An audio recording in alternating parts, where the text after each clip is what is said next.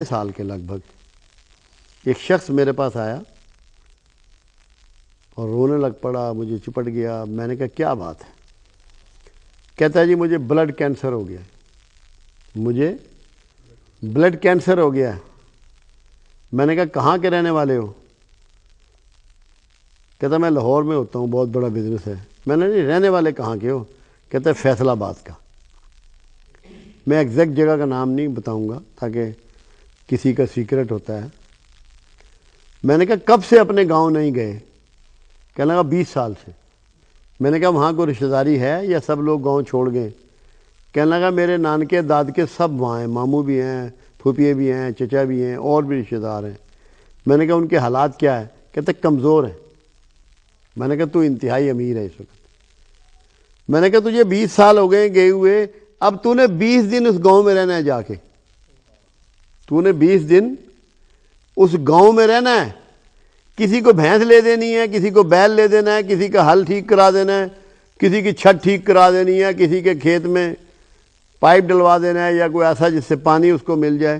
تو نے سیوا کرنی ہے اپنے رشتہ داروں کی، ان کی خدمت کرنی ہے تو نے، اس کے بعد تو نے میرے پاس واپس آنا ہے۔ وہ شخص نے میری بات پوری مانی اور اپنے گاؤں چلا گیا۔ 20 دن میں اس نے سب کی خوب خدمت کی، گھل مل گیا ان میں۔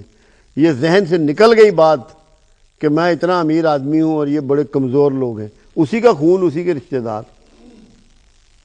وہ جو ایک زوم انسان کے اندر پیدا ہو جاتا ہے نا، کسی زیادہ علم کی وجہ سے یا حیثیت کی وجہ سے، مالی پوزیشن کی وجہ سے۔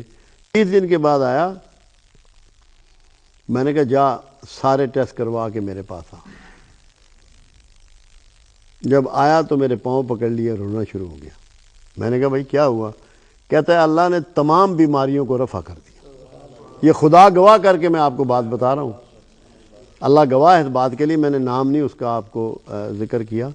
میرے اپنے آنسو نکل آئے۔ اس بات سے آپ صلہ رحمیت کی اہمیت کا اندازہ لگائیں کہ اگر آپ صلہ رحمی کے طریقے کو پکڑ لیں گے، اپنا لیں گے، تو کیسی کیسی موذی امراض سے آپ کی نجات مل جائے گی، آپ کو آپ کی جان چھوٹ جائے گی۔ کتنا ڈپریشن ہے معاشرے میں، لوگوں کو نیند نہیں آتی، راتوں کو اٹھ اٹھ کے بیٹھتے ہیں، بے چین رہتے ہیں، ٹرنکلائزر کھاتے ہیں، اینٹی ڈپریشن دوائیاں کھا رہے ہیں۔ بخدا اگر اخلاص اور محبت سے اپنے غریب رشتہ داروں کو ملنا شروع کر دیں، کمزور رشتہ داروں کو ملنا شروع کر دیں، کوئی دوائی نہیں کھانی پڑے گی۔ کر کے دیکھیں، کرنا شرط ہے۔ کیوں؟ یہ میرے آقا فرما رہے ہیں کہ تو کشادہ رزق چاہے، لمبی عمر چاہے، تو صلہ رحمی کو اپنا۔